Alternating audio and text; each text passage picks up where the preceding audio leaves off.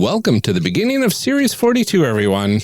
This series welcomes back some really great guests, Jef and Jon from the System Mastery podcast, and we're back into some superhero nonsense, but with a really good game this time. So stick around for that after our announcements. I'm legitimately good. First up, we don't have any special announcements. I like how you put in there first up. So stick around for announcements. First up, no announcements. No announcements. I mean, okay. It's standard announcements, and right? And then I want, dear listeners, I want you to know that after this part where Ryan wrote no announcements, there are 4 other bullet points. We do want to let everyone know that the One Shot Network Patreon Secret Archive is out there. If you head over to patreon.com/oneshotpodcast and pledge $5 and up, you'll gain access to the really great bonus content in the archive. This month, we are going to be releasing a bonus episode where we play a game of Hero Dog Saves Town by Alex Roberts from the Ultimate Micro RPG book, edited by our own network overlord, James D'Amato. It was a really fun micro RPG that we covered, and Alex created a really phenomenal game. There'll even be some audience participation needed since someone needs to take on the role of the dog director in the game and make the critical decisions for us. So make sure you are already subscribed to the Secret Archive so you can get to check that out along with a ton of other stuff that's in there. Aside from helping the network out with a pledge to the Patreon, there are other more free ways to help us out. And that's leaving a rating and review anywhere you can leave ratings and reviews for podcasts. We have links in the show notes for various review platforms, but we also check out places like Podcast Addict. These reviews really help others find the show as well as maybe push us up in the rankings, which last I checked, we're actually doing pretty well in Canada, New Zealand, and the Philippines, and a few other places internationally, which is really cool to see. Did you say like Turkey or something? Yeah, I think Turkey was in there. Ukraine. Interesting. Yeah. All sorts of places around the world. So if you're listening from there, thanks for tuning in. It's really great to know that there's people all around the world, hopefully getting something good out of our podcast. Yeah, I hope so. Mm-hmm. Other things you can do to help us is just talk about us online to other people. If someone asks for podcast recommendations, absolutely feel free to let them know that we make a podcast that you can put into your ears. We do. We do. We also love talking about the show with people, so feel free to strike up a conversation with us on Twitter or on our Discord at discord.charactercreationcast.com. We have a really great community of people in there. It's a lot of fun. Every little bit helps us out, and it would be really great to see some new faces, hear some new, have other new faces hear us.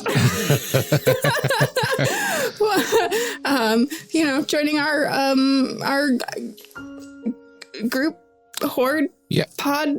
What? We need a fandom name. We do need a fandom name, don't we? Yeah. I don't think we can define a fandom name. I thought of one, but it would just feel weird to say it. So, hey, if anybody... I'm pretty sure creationist is already taken for something else. Yeah. So... I mean... let us know what a good fandom name would be. Yeah, that'd be fun. For now, that's all we have for announcements, the non-announcement announcements. But thanks for joining us for our Sentinel Comics series, everyone. Enjoy the show.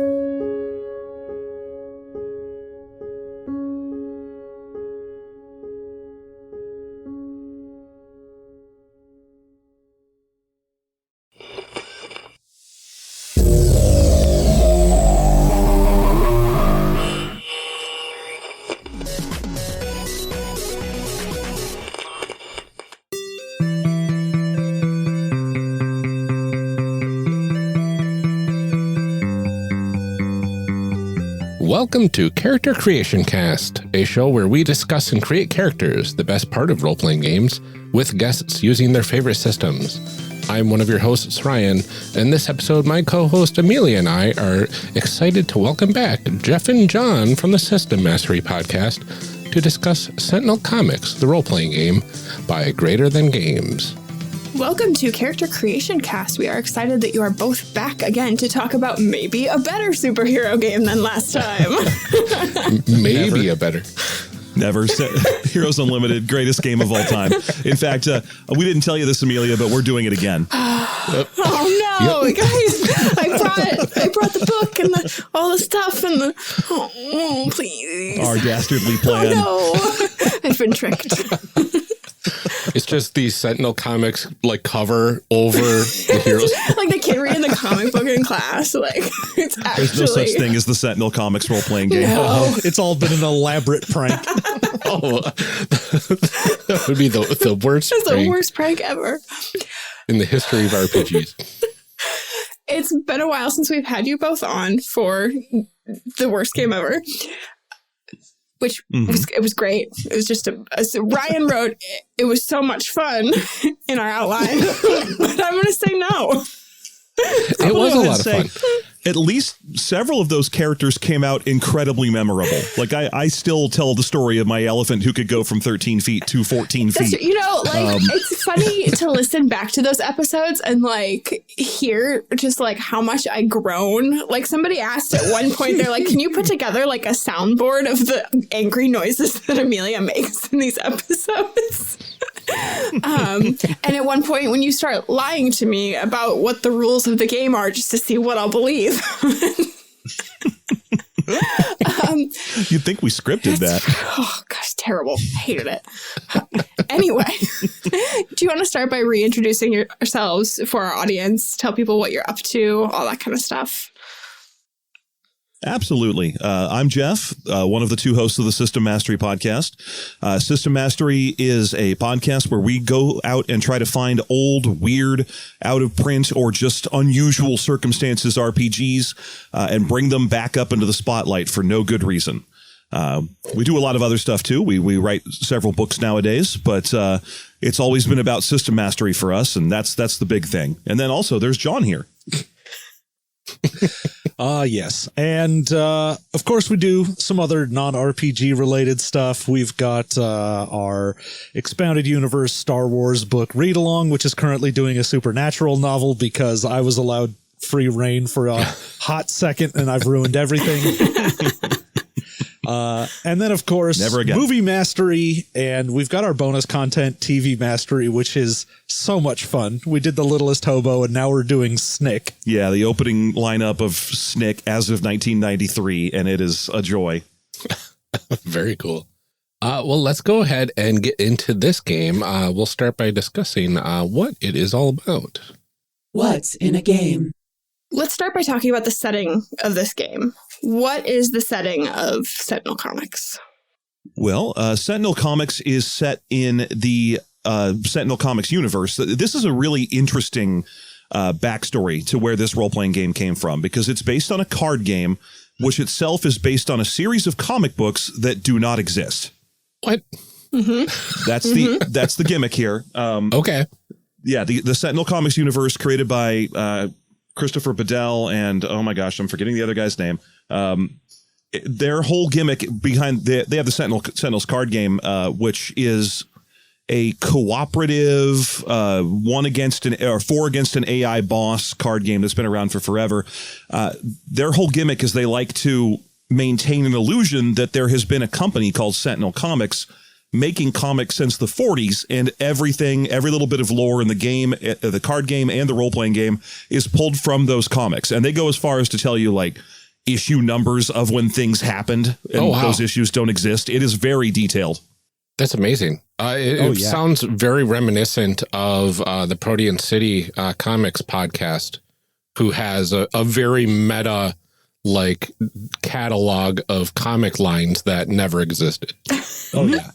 And the neat thing is the actual timeline in the comics for this that don't exist go through in the card game up to a point where there is basically a giant cataclysmic, crisis event. Mm-hmm. And then after that is where it starts in the role-playing game. Mm-hmm.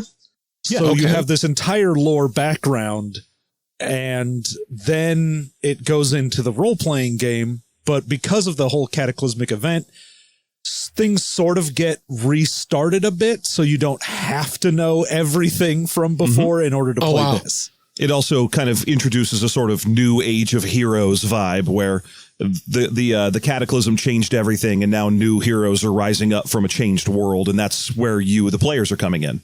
Oh, it's really cool.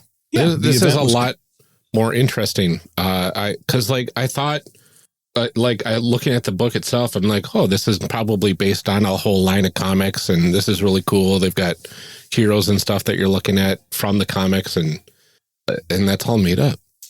Yeah. I mean, unlike normal comics, which are not, which of course are factual documentations of history. Yeah, it's neat. There's a lot of parallels to kind of the big two of comic book development. You can definitely see kind of where the Superman or the Batman is and that kind of thing. But a lot of it is very unique, and it's just sort of a fun world. But yeah, every one of the characters you see on the cover is a character who existed in the card game line. Although the woman on the far right on the cover is brand new to the role-playing game. The other two are Young Legacy and Absolute Zero, established characters from very early on in the card games line. Very cool. Yeah. All right. Well, what sort of tools do we need to play Sentinel Comics? So obviously you're going to need the book or the PDF. There's a lot of resources out there. They have form fillable PDF character sheets if you want that, or you can just write it down yourself. And the system for creating your character is going to use dice for most of your randomized selection if you want to do a random character instead of just picking what you want to do. Which obviously we do. Yeah. Oh, yeah. Well, one thing that's definitely worth saying about this game is that the guided character creation random process is, at least for John and I think I don't mind speaking for him here because I'm just going to do it. It's like the best random guided character creation I've come across. Wow. Better than Heroes Unlimited? Sentinel's Comics is like the promise of Heroes Unlimited fulfilled. Yes. Absolutely is. The idea that you would have gotten from Heroes Unlimited is what Sentinel Comics actually delivers. Yeah. And I don't want to leave all the credits out. I know I managed to cough up Christopher Bedell earlier, but the full list of people I wanted to mention were Christopher Bedell, who kind of wrote the universe down. Adam Rebataro was the artist behind the both the card and the RPG. And then the system is Cortex inspired, so it's got some Cam Banks influence. But the lead rules designer for this engine was Dave Chalker. So that's the full credit list I wanted to get out there. Nice. Yeah, I noticed a little bit of the Cortex kind of stuff in there. The very little exposure I've had to Cortex so far, which is kind of cool to see. Yeah, the different die sizes. It's Cortex derived. Yeah, it's very different from standard Cortex, but you can kind of feel where it came from. Yeah, very cool. Yeah, having read through it, it feels like it's pretty easy to kind of follow where character creation goes, like the piece by piece. Like, it's a lot of random rolling if you want, but like it didn't hurt my brain to try and read through it when I was looking through everything. I didn't want to cry as I was reading it, so I felt like that was a big improvement. And I'll go ahead and pile on more hyperbole. I've run this game as the game master, and it is my current favorite game to run. The DMs or GM support tools are excellent. Yeah, I saw they had some really good DM stuff or GM stuff in the book itself. But do they have a GM separate GM book as well? So they do have this lovely box that has like dry erase cards and stuff that you can put all of your various things on, and it has like a really nice screen that has all of the rules and stuff on it, like with that's lovely. Yeah, with nice big print, which is a thing that I love, because I don't know if you've seen a lot of what GM screens are. Oh yeah, too tiny to read, but like it's beautiful and colorful. And so for the audience at home, yeah, it's a very if you're familiar with the Sentinel Comics book itself, first of all, it's a gorgeous book, and it's laid out wonderfully with different color codings, and which I'm such a fan of color coding. Oh, it's so great. But the character sheet, it's all the same style across all of this, which feels very comic booky and very visually pleasing and easy to follow, which is really cool. Yeah. Oh, yeah. Yeah. Now, for actual character creation, the nice thing is you only really need 2 10-sided dice. Not percentile, 2 10-sided. The game uses D4 through D12. Yeah. All the randomization is just 2d10 for character creation, so that's nice. I mean, the first roll is 2d10, but right after that, it'll say things like, okay, for your next roll, you'll need a d12 and a d6, or 2 d8s and a d10. You'll never need the d4, but everything else might come up during character creation. Oh, that's true. Way to lie to Just us. to start with. I only lie because I love. I have bad Don't cut that part. It's so rare that I'm the right one. What kind of stories and themes are we playing with in this game? Well, I mean, your standard superhero stuff, obviously, and it lets you decide sort of what era you want to do. Like, it does have kind of a preset setting, but the way that the game works, everything is changeable. So if you wanted to, say, do a Golden Age of Comics type of thing, you can do that. You could do a street level heroes. You can do, space heroes, whatever you really wanted to do. Comic setting wise, it's not really going to be good for things outside of the superhero genre, but for within that genre, it has a wide range of available things. Yes, and the default setting, the kind of Sentinels universe that their comic books don't take place in, is sort of a golden silver age hybrid thing where it's very, people don't die, they beat each other up, and then the bad guys get hauled off to jail, and there's not a lot of stuff about due process or crying in the rain. That kind of modern era of superhero comics is sort of, it's present if you want it, but it's not the default. The 90s gritty reboot. Yes, yeah, it's a lot more of that. Superman literally flies Lex Luthor to prison and puts him in the prison yard. Because he stole 40 pies, and that's bad. But is there a Ninja Turtles supplement for this game? Actually, I think there aren't any supplements yet. All of them, there were several that were announced during the Kickstarter that are on their way, with the first one being a Guys supplement. And Guys is, for lack of an easier term, this universe's Deadpool. He's fourth wall breaking, wacky hijinks, has lots of powers that are related to doing cartoon stuff. And his book and his little ally world and section is going to be the first one of their books that are coming out. Very cool. And then after that, the Ninja Turtles. Okay. Obviously. Gotta have your mutant animals. Right. Otherwise, how can you be a Palladium Heroes Unlimited clone? Right. Did they ever come out with that Mutant Pelicans one, though? There you go. I don't know. I think I might have one of the, because I have every old After the Bomb and Ninja Turtle supplement, so I think I might have the rules for Mutant Pelicans. Right. I'm almost positive that there's Mutant Pelicans. I hate that I'm right about that. I hate that. I hate that. Like, I can't even joke about that game because you're like, yeah, obviously that's a thing. Well, I mean, that's not Heroes Unlimited. That's TMNT and Other Strangeness, another Palladium game. But hey, there's a multiverse. They all connect. Exactly. After the Bomb adds like hundreds more mutant animal types as well. Plus there's, the dinosaurs and stuff that you can do too. But from TMNT, Turtles in Time or whatever it was called. Yeah. Yeah. So, back to Sentinel Comics. What then do characters do exactly in this game? We got the different types of settings that we can do. So we just superhero stuff, I assume, right? Yeah, pretty much. It's, like we said, very like big bombastic hero, you take down the mastermind villain and their doomsday machine. It's much more like you are a big shiny hero. This is a villain. Go take them out, rather than like, say, a Masks, where it's much more about like a lot of interpersonal sort of things and the struggle of being a teen and a hero. This is like, being a hero is great. Go be a hero. And it's not a metaphor for anything. Is it like, is there any element of like that balancing between your heroic life and your normal life, or is it just like, this is super? Oh, there definitely can be. Yeah, absolutely. You can, if it's in some comic book somewhere, you can recreate it here. The big thing about this game is that it is very driven by being about scenes. So they want to try and recreate comic panel architecture with their role-playing style, which means that you never, even when you're like, okay, we're going to, unless you're doing like a little hang around session, even if you're researching the big bad villain's plan, there is a ticking clock.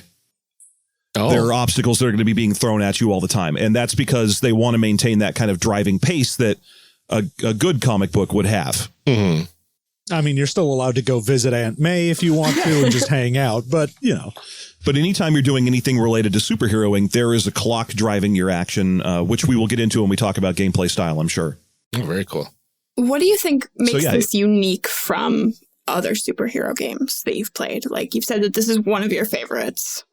Like, I think the biggest thing for me is that this game allows for both a level of crunch in the game that I really love when it comes to superhero games in particular, but also gives you a lot of freedom as far as reskinning things goes, making powers, descriptors, what you do, your own thing. Yeah. So, you know, if I take a power from here and, you know, let's say I just have cold energy as one of my powers, and then I go get an actual ability that's like, you shoot someone and they take some damage. Great. I can reskin that however I want it to be, whether I want it to be I shoot like an icicle or I freeze their blood to make them chilled or whatever it happens to be. There's no specific way in which powers interact with the world outside of the like dice mechanics. And there's nothing stopping you from just making them up. When you're looking at the power listing, you'll see that there's a couple of categories like athletic and materials and so on. Those categories are almost as drilled down as they are willing to go. So if you're looking at athletic and you see like agility, speed, strength, vitality, and you felt like adding immovability or burrowing or something like that, which is already in mobility, but what are you going to do? There's no reason not to. You can build your character to look the way you really want them to. And it's interesting because one of the things I generally don't like about superhero role-playing games, with the obvious exception of Heroes Unlimited, the greatest game ever. I don't like it when the power list is extremely specific, where you're like, well, I get web slinging. Here are the 3 things that web slinging can do. And, you know, when you look at a Spider-Man comic and he clearly does 11 other things, oh, those are different web slinging powers that you can get later. Okay, you say this as we all got like some form of flight, and it was like winged flight with feathers, winged flight with no feathers. Like, oh, I don't like when the powers are specific. Well, you see, there's a magical quality to Heroes Unlimited, which is that I played it when I was 12. I see. Okay, you're right. That erases any logic to the rest of I'm not flying with statement. wings. I'm flying with nostalgia. Yep. Heroes Unlimited is the wind beneath my wings. But does it have feathers or no? Because those are 2 different things. Yeah, one adds to your physical beauty, so. But yeah, this is Heroes Limited is cute for a very old game, and I have a soft spot for it. But this is a very well designed modern superhero game. You really feel free when you realize you can just reskin everything however you would like to. And having talked to the creators of the game, they really want you to do that. That was the lesson they wanted you to take from this. Rename everything. Make it your own. Very cool. Yeah. So this is when we talk a little bit about the history of the game before we start learning what we need to know for character creation. So yeah, we talked about this was based on the Sentinels of the Multiverse card game on the lore. Kickstarted in 2015 and fulfilled in 2016. So that's not too bad. And then it sounds like there's more on the way potentially. Yes. They had a whole list of supplement books that are coming. I am sad that I hadn't joined the like TTRPG scene online until like 2015 or so, maybe 2016. So I missed this, unfortunately. But goodness, You got it now. getting that book, I got it now, and the book is gorgeous. So I'm excited for other stuff. Me too. Let's go over some like terms and concepts before we dive into everything. I just wrote down a bunch based off of like the example character sheet that they gave you in the book, the way they kind of labeled everything. I don't know how much of it we really need to go over ahead of time, but we can kind of talk through stuff. I started with attributes, which isn't really a thing for like the system. It's mostly just, you know, you put down your age, your height, what you look like, what your hair's like. Your physical attributes are just whatever you want them to be. Yeah, they're just descriptive. They don't have any rules associated with them. You can build your character to look like whatever you would like to. Notably, I felt that this was important because there is several lines in that box to describe your costume, which I felt like it was an important thing that we need to make note of. Well, they really want you to feel that superhero vibe. So absolutely. There is a tremendous amount of space for just writing down every little detail about your costume. Does it have that hex mesh stuff that movie superhero costumes have, or is it just spandex? I hope it has some fringe, I think. Oh, nice. Yeah. I don't know. We'll see what we roll. I don't know if we can roll for fringe or not, but we did a one shot of this with James D'Amato, and I know my character was super disco inspired, so she might have had some fringe. That'd be very good. Nice. More superheroes with fringe, please. Yes. Characteristics. They have background, archetype, power source, and personality.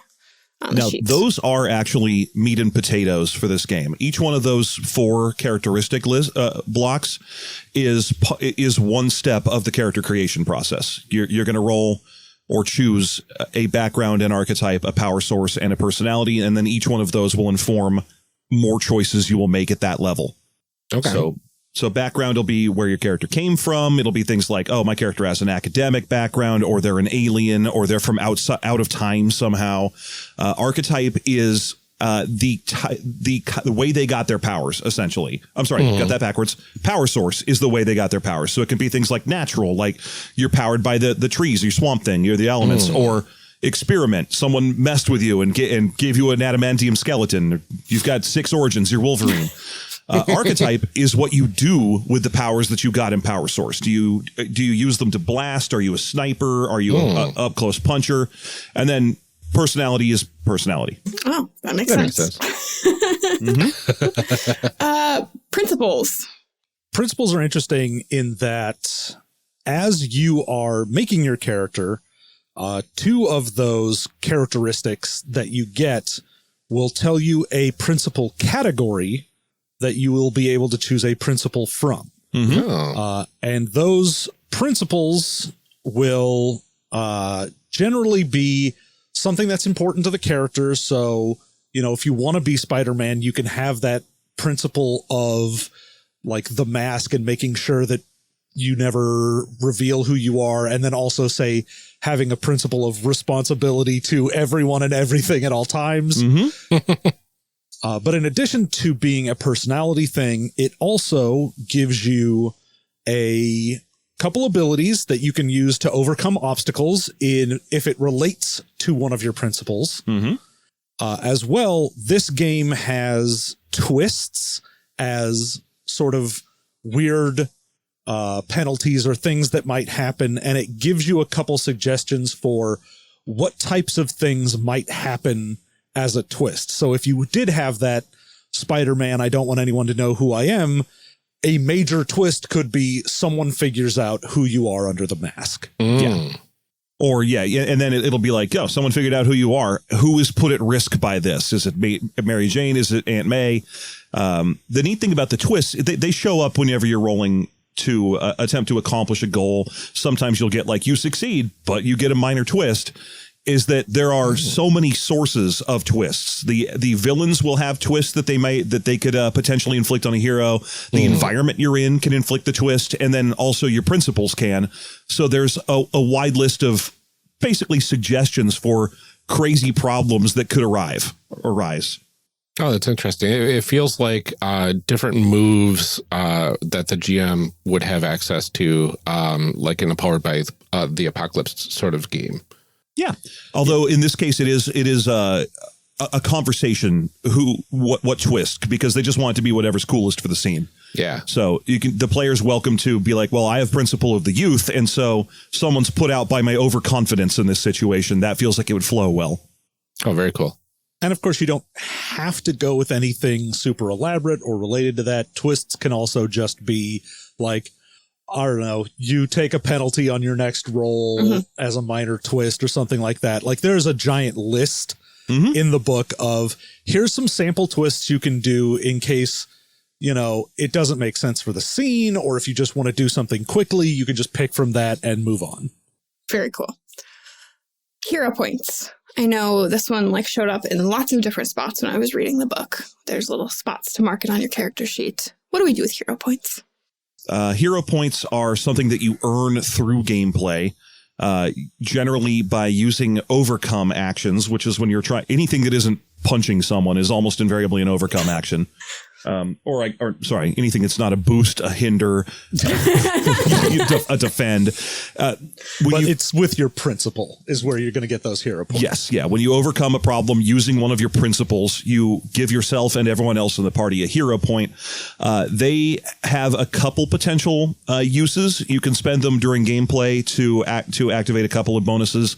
They also work between games. This game doesn't really have a progressive XP system. You don't get stronger over time, but you can build experience into collections of comics that you see. The next two are called back issues and collected trades. Oh, okay.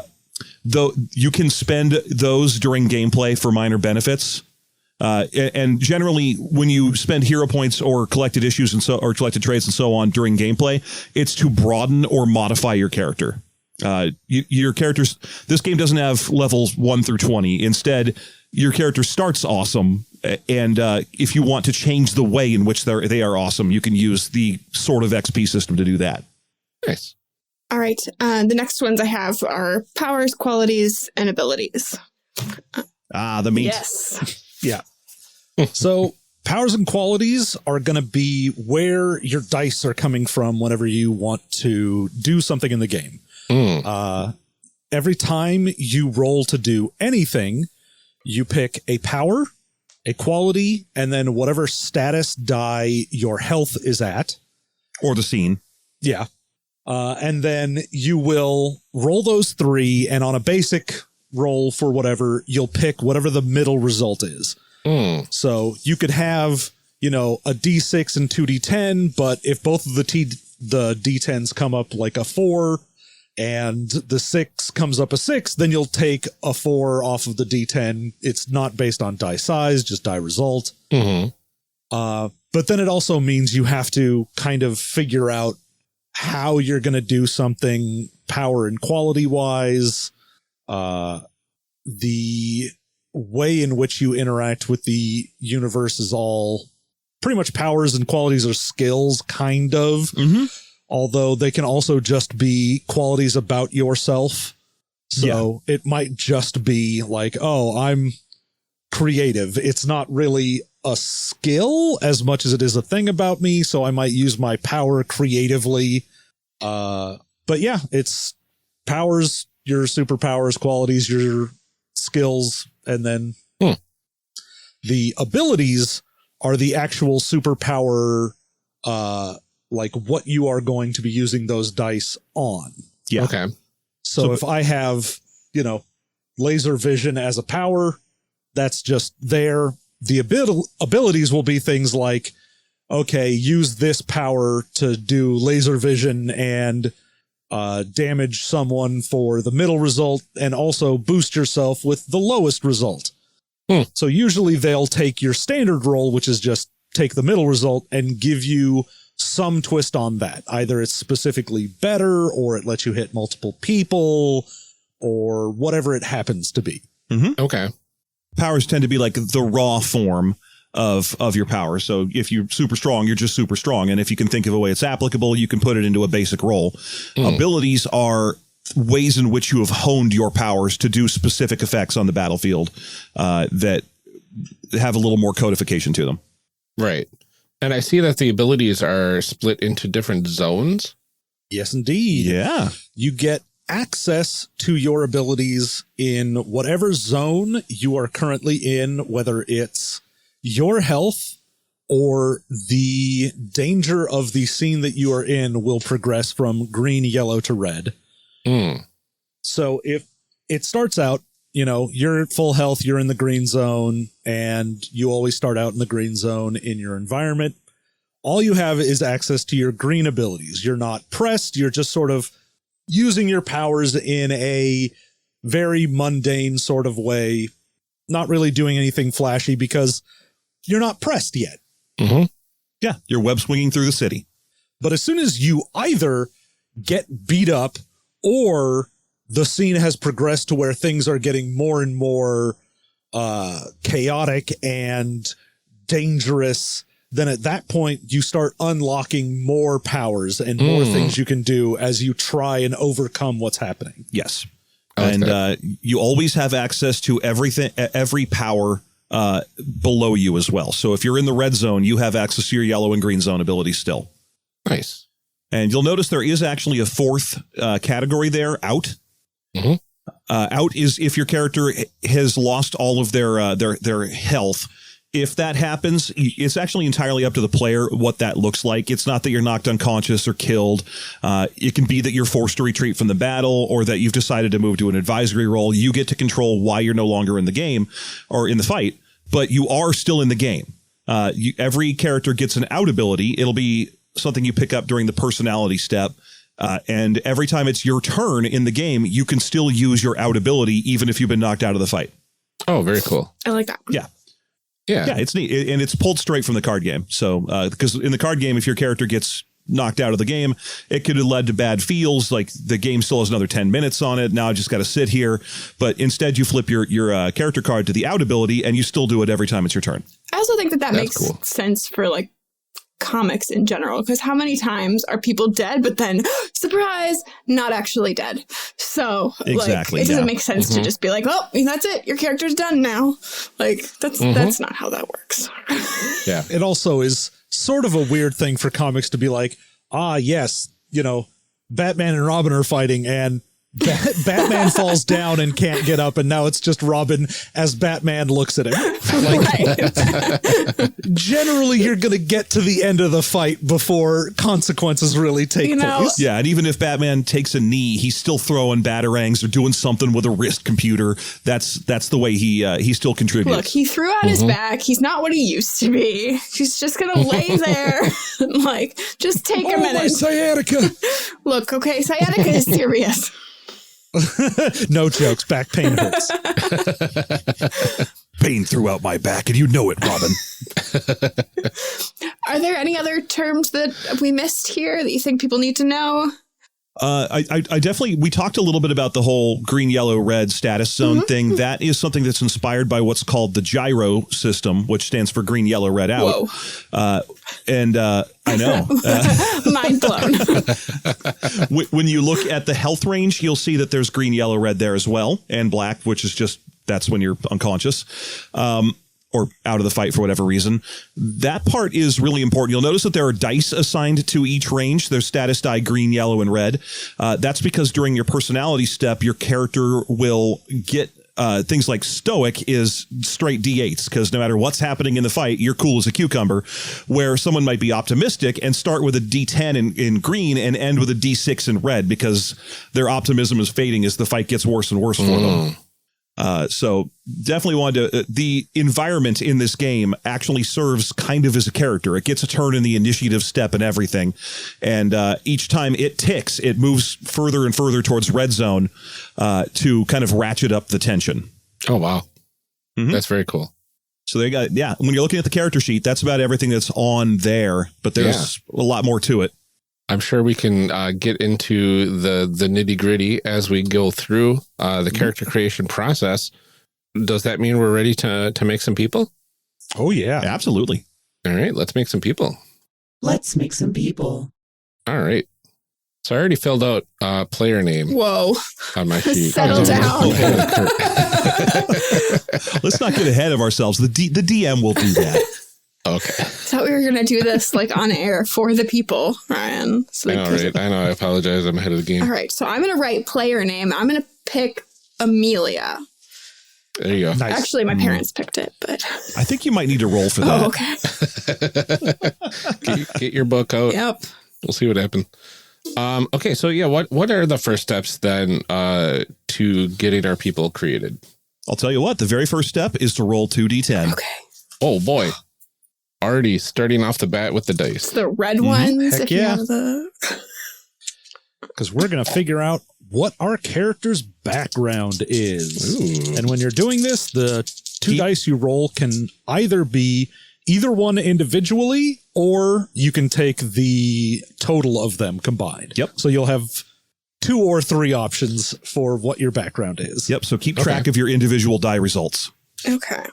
So I got a 5 and a 9, which means I could be unremarkable, a performer, or anachronistic. Ooh, someone from out of time. Ooh, I'm definitely being anachronistic. That's fun. Mhm. Oh, that's interesting. So I got a 6 and an 8.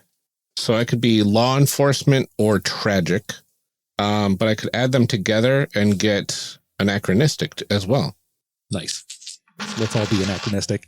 Let's be turtles in time. I can't. I rolled a 10 and a 7, so all I can be is academic, military, or interstellar. Ooh. Yeah, Giant and space elephant. Yes, I'm going to recreate my character.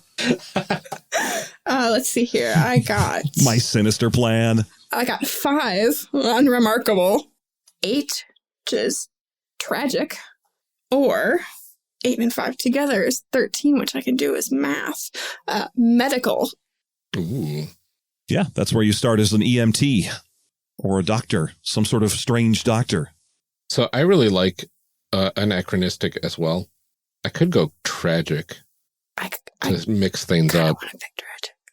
I'm going interstellar because that's awesome. There you go. Oh, are you picking I think I'm gonna tragic? pick tragic. Amelia? Okay, then I'll go anachronistic as well because I'm not interested in law enforcement Tragic? right now. Tragic is a classic pick. I'm pretty sure if you were to build Batman, he'd start with tragic. What? You can pick Batman's tragic got too the if you want. Most optimistic background for a character ever. Okay, so we got our backgrounds, and it looks like each background comes with qualities. Yeah, That is so correct. that's going to give you a couple things there. I'm assuming we record those qualities in the quality thing, or do we get all 4 of those? Nope. Let's see. Which one did you choose? Anachronistic. So with anachronistic, you are going to, it says to assign your D10 and your D8 to 2 of these qualities. So you're going to pick 2, one of them at D10 and the other at D8. And on the second page of your character sheet, you'll see a drop down. If you have the PDF, I don't know if you're fully winging it. Yeah. Then you're going to, in the quality list, you'll write down one of those and then assign it a D10 or a D8. Okay. So I can choose between history, magical lore, technology, and select from physical qualities category. Yep. So if you want your character to be a fighter, then this is your first good chance to go get like physical or close combat or something like that. All right. You know what? If you're going to go with that, I'm going to do unremarkable. Oh, fun. I was just a regular old person. Yeah, that happens all the time. All right. That's a more classic backstory for superheroes. There almost isn't. Yeah. Okay, obviously I'm picking banter. Oh, there you go. Clearly. I'm going to take creativity for 1. I've got magical lore and technology. Ooh, you're a techno wizard. Yeah, pretty much. Close combat, imposing, or any mental. What I've done is I have a couple of sheets open here. So if you guys have the quality lists in front of you. Mm-hmm. No. Perfect. Now, for now, I would recommend this step also gives you one of your 2 principles. But principles are way far away in the book, and you don't know that much about your character yet. So what I like to do here, and this is just a house rule I follow, is that rather than going and digging up the principles at this stage, I just write down principle of whatever type of principle they tell you, and then I'll just deal with it later. Okay. So mine says choose an esoteric principle. Yep. So just write down under the that section of the sheet, just write principle of esoteric, and we'll just change it out later when we get to that section. Okay. So I will be taking creativity at a D12 and deep space lore at a D6 for my start. So when it says any mental, like where are those? Okay, so the mental qualities. Trying to find. So page 47, right? that is, if you've got the PDF open, that is page 55 of the book. Okay. I just duplicate the tab and go to page 55 and hold it because you're going to need that page a lot. Yeah. Yeah, so I'm looking here, and in the book, the powers and qualities list, they give the categories for the powers and qualities, and then they've got a whole range of things underneath that. Uh-huh. And towards the back of the book, there is a section that explains in like one sentence descriptions what each of these means. But like we were saying earlier, you can reskin these, name them whatever you want. You can even come up with new ones if you want to, and it won't mess with the game that much. Mm-hmm. Gotcha. I'm going to put a little sticky tab on this part. Yeah, I think I'm going to stick with Magitech because that's just cool. Now, the last thing it's going to tell you is a set of dice to roll. Oh, yeah. And when you roll those dice, it's going to work just the same as this step. So what you want to do is roll them and then keep tabs of what each die rolled. Okay. So for anachronistic, I've got roll a D10, D8, and a D6 for power source selection.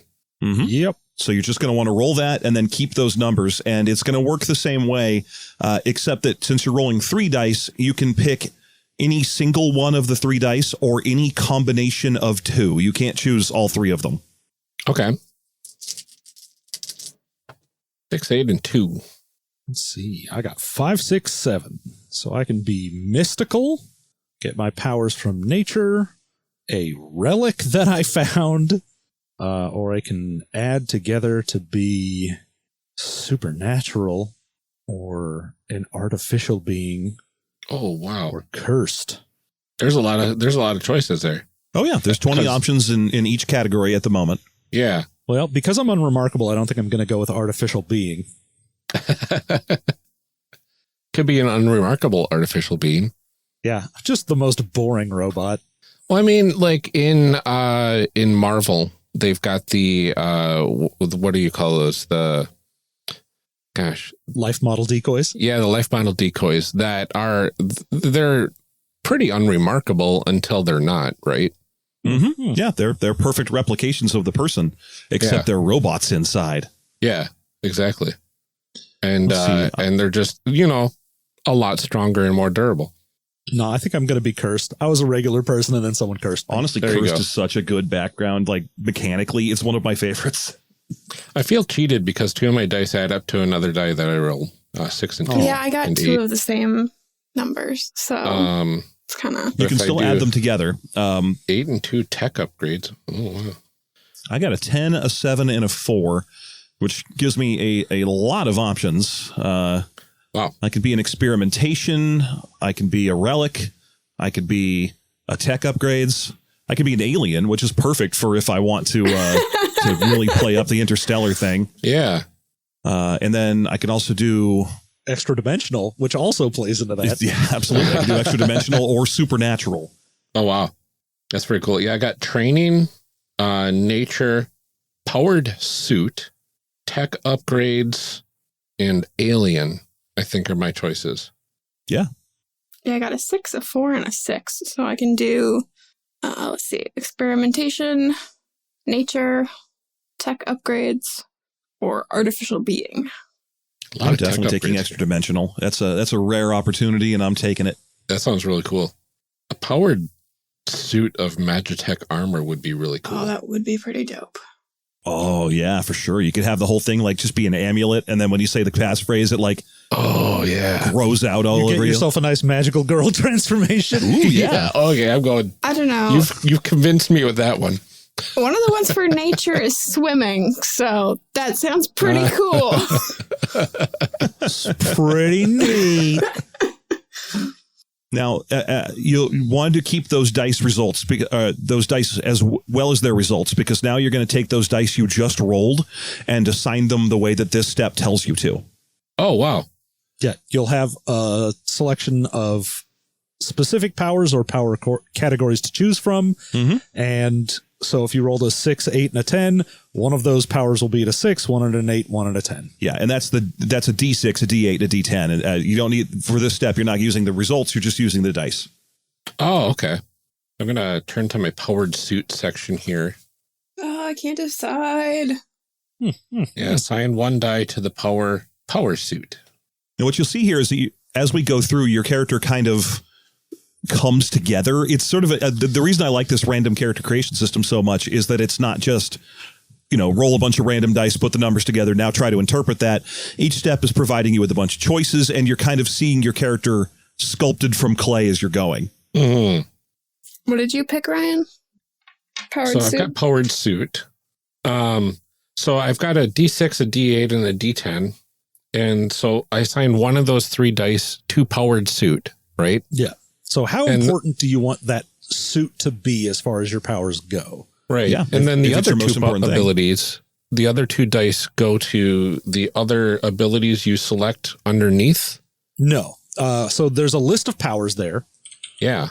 So it'll say you have to put one into the powered suit because you're a powered suit.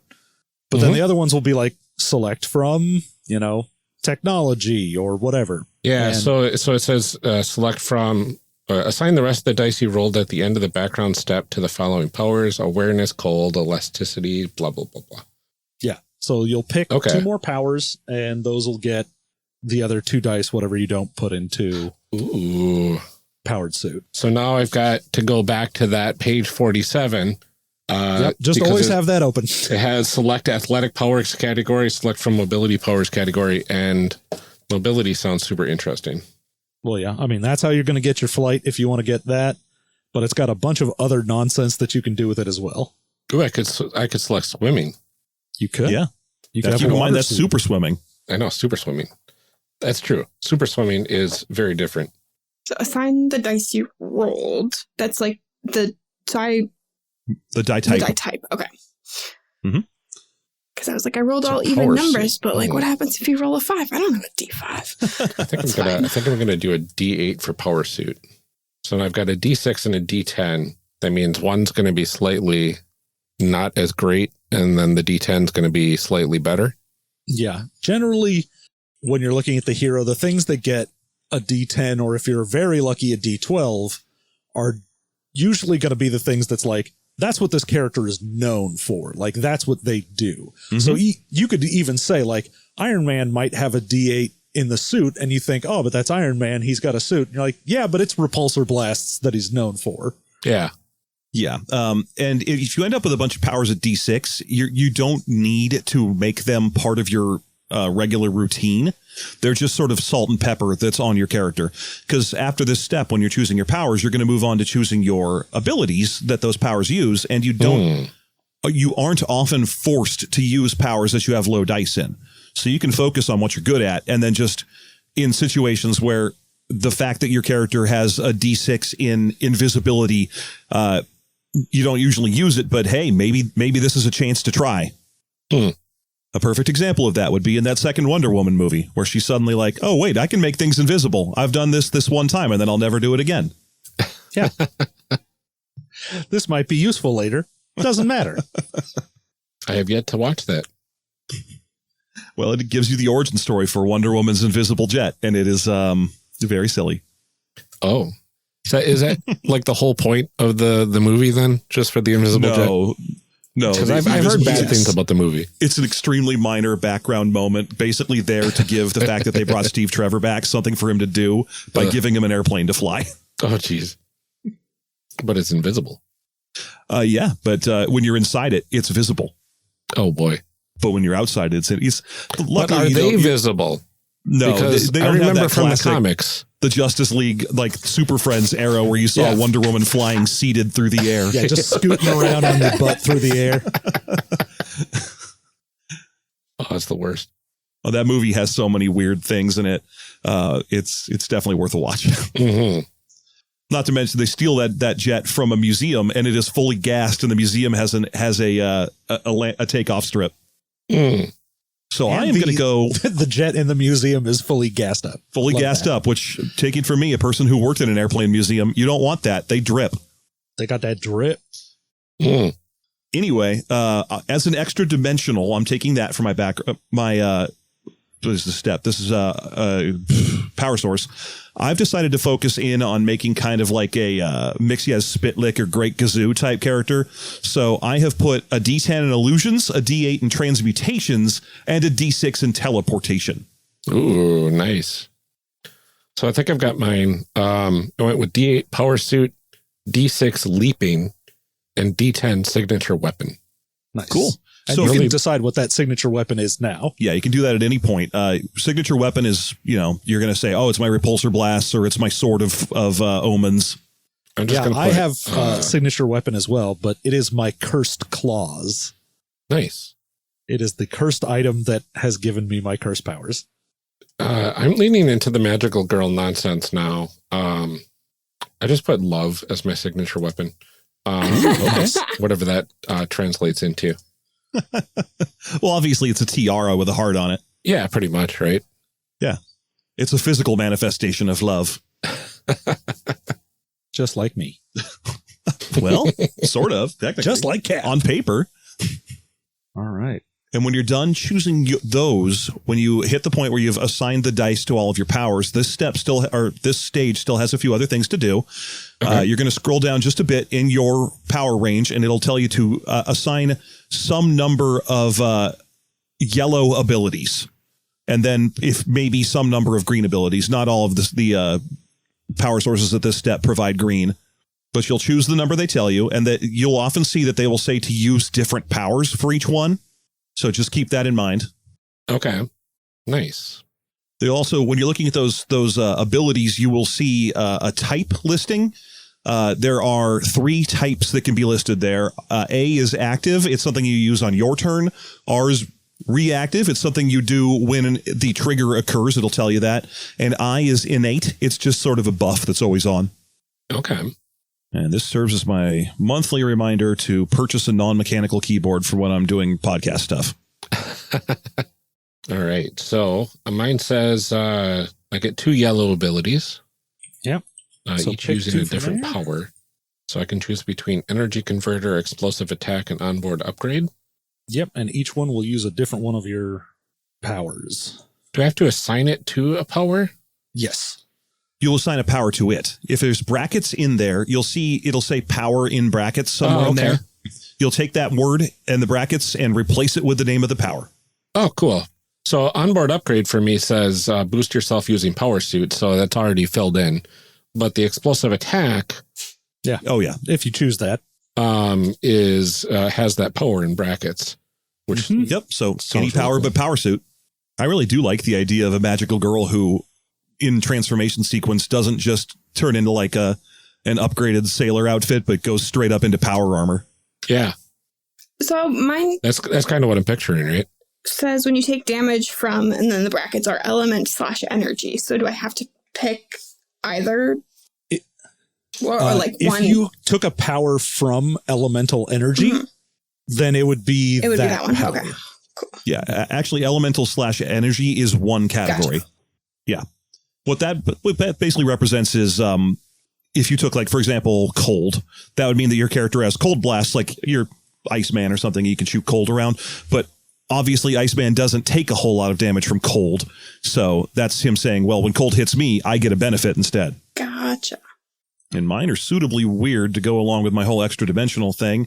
I've taken Bizarre Strike, which I'll rename at some point, and I've set it to illusion. So it's attack using illusion, use your max die, hinder that target with your mid die, and then also hinder yourself with your min die, which I like because it's perfect for a little interdimensional imp to be constantly providing weaknesses to himself for the heroes to figure out. Although that would imply I'm making a villain, which clearly I'm not. No, of course not. No, just an interdimensional imp on the forces of good, like a bat might. Yeah, a bat might do that. Or slapstick. I don't know, someone like that. He's a mutant, but what are you going to do? All right. So I chose explosive attack, which lets me attack up to 3 different targets using my signature weapon. Apply your max die to one, your mid die to another, and your min die to the third. And if you roll doubles, take a minor twist or take irreducible damage equal to that die. Well, that sounded pretty cool. And then onboard upgrade, I have boost yourself using power suit. Use your min plus mid dice. That bonus is persistent and exclusive. That sounds pretty cool. So I'm picturing onboard upgrade is like the next level transformation sequence, basically. So like I'm already transformed, and now I'm gonna transform again to like my Super Saiyan Moon Prism power. Pretty much. I mean, are you even really a magical girl if you don't have like 3 steps of possible transformation? It's true. And then I have to select a green ability, it looks like. Yep. Interestingly, both of my green abilities are just inherent things that happen. I don't have an active ability so far in green. Yeah, my green abilities are also inherent. Yep. I think I'll take damage reduction.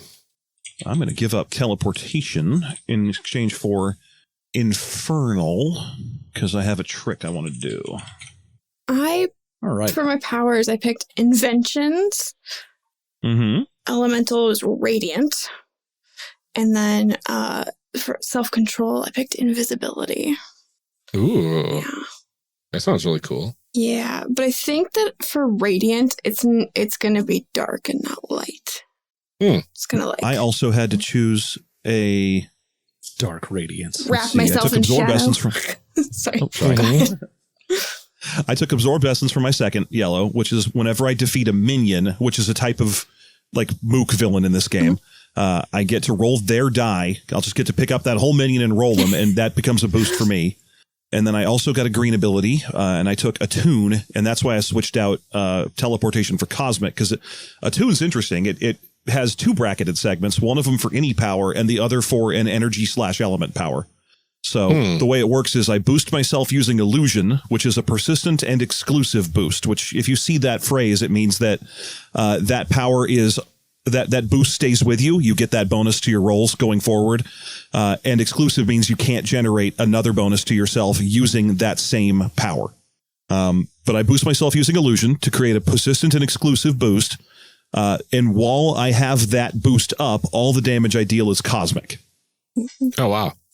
And my idea behind that is that my character's first round action is always to try and surreptitiously transform himself into a different superhero.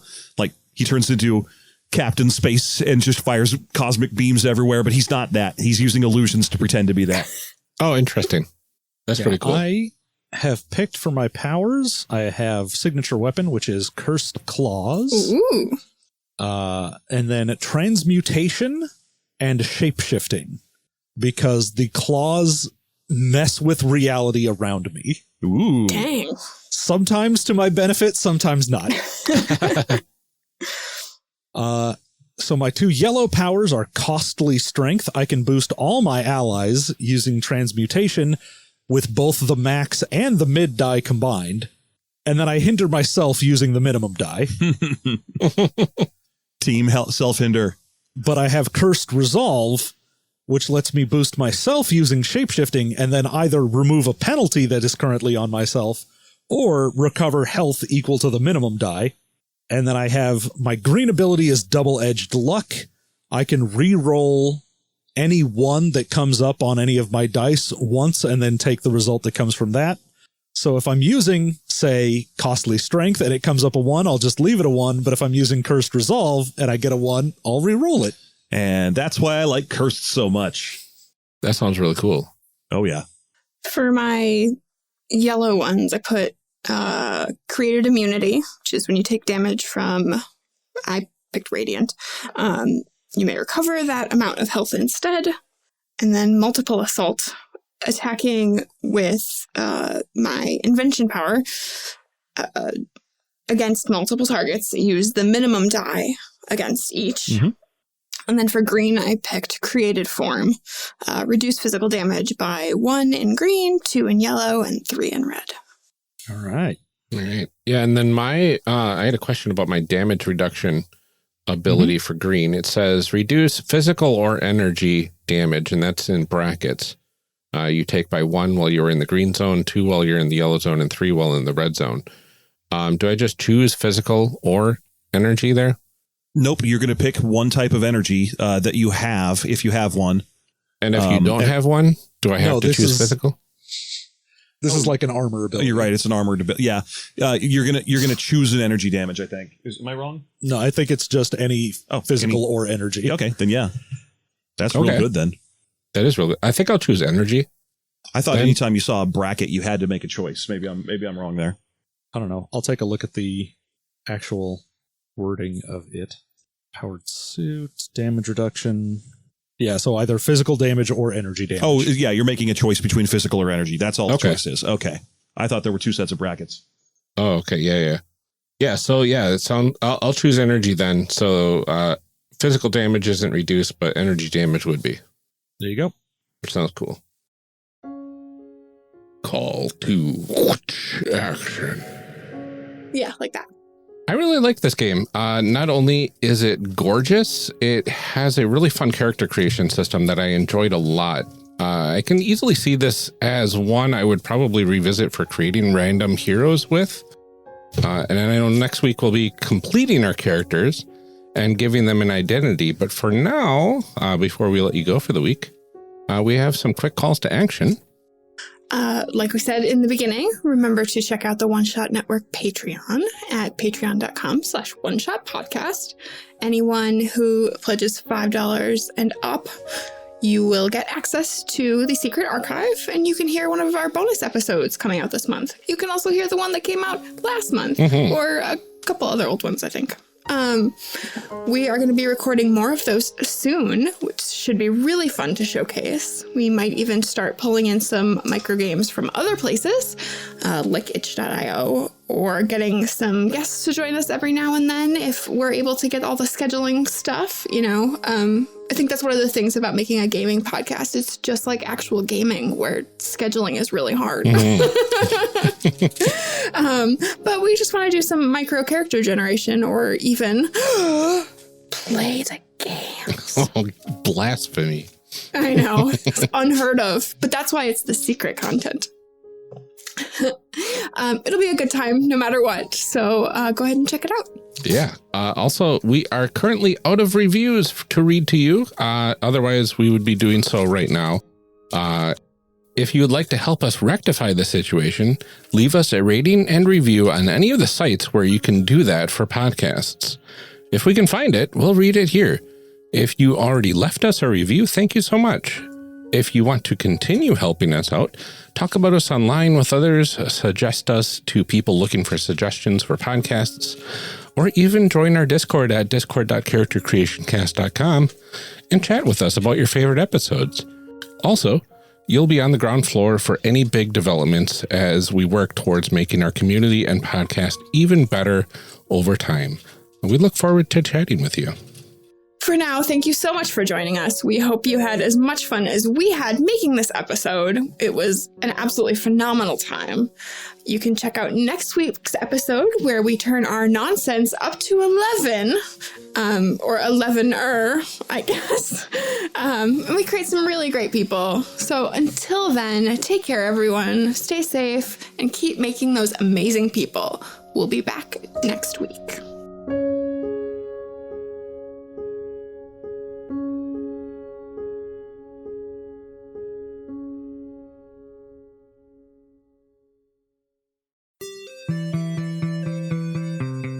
Thank you for joining us for part 1 of this character creation series. We'll be back in part 2, picking up right where we left off. Character Creation Cast is a production of the One Shot Podcast Network and can be found online at www.charactercreationcast.com. Head to the website to get more information on our hosts, this show, and even our press kit. Character Creation Cast can also be found on Twitter at CreationCast, or on our Discord server at discord.charactercreationcast.com. I'm one of your hosts, Ryan Bolter, and I can be found on Twitter at Lord Neptune or online at lordneptune.com. Our other host, Amelia Antrim, can be found on Twitter at Ginger Reckoning. Music for this episode is used with a Creative Commons license or with permission from the podcast they originated from. Further information can be found within the show notes. Our main theme music is Hero Remix by Steve Combs and is used with a Creative Commons license. This podcast is owned by us under Creative Commons. This episode was edited by Ryan Bolter. Further information for the game systems used and today's guests can be found in the show notes.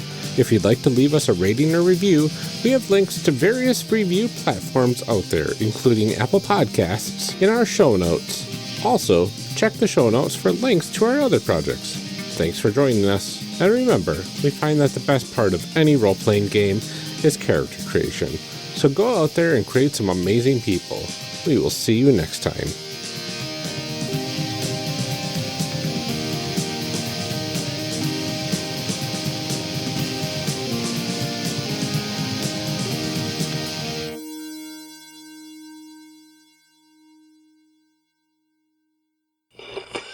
Now we gotta read some show blurbs. Show blurbs. Show blurbs. Show blurbs. Show blurbs. Character Creation Cast is hosted by the One Shot Podcast Network. If you enjoyed our show, visit oneshotpodcast.com, where you will find other great shows like One Shot. The most fun way to learn about new games is to play. On One Shot, you can discover the amazing variety in RPGs by listening to actual play. Every week, James D'Amato brings you a new episode with a talented cast of improvisers, game designers, and other notable nerds. At least once a month, One Shot features a new system exploring a wide variety of genres. The stories are self-contained, so you can jump in anywhere, and it's a great way to find your new favorite game. Discover the magic of RPGs with One Shot in your favorite podcast app.